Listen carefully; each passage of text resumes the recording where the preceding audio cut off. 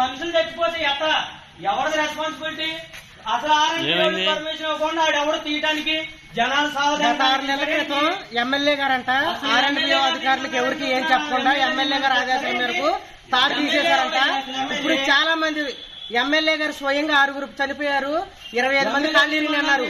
ఇప్పుడు just miss లేదు, bus కింద పడి చచ్చిపోవాల్సింది, కింద పడి ఒళ్ళు మొత్తం ఎక్కడికెక్కడ గీరుకుపోయి జస్ట్ 2 నిమిషాలు ఉంటే నా ప్రాణం పోయేది. అసలు ఎమ్మెల్యే గారి నియోజకవర్గానికి ఎమ్మెల్యే ఎందుకయ్యాడు? డెవలప్మెంట్ చేస్తున్నా అంటున్నాడు. ఏం డెవలప్మెంట్?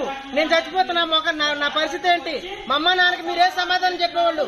అసలు ఎవరిని అడిగి మీరు ఆ రోడ్డు తీశారు? ఆ తార్ రోడ్డు తీయడానికి మీకు ఏం పర్మిషన్ ఉందని తార్ రోడ్డు తీశారు? R&B అధికారులకి ఎమ్మెల్యేకి అసలు ఏం సంబంధం ఉంది? ఎవరిని అడిగి తీశారు? ఎవరిని కాకూడదామని తీశారు?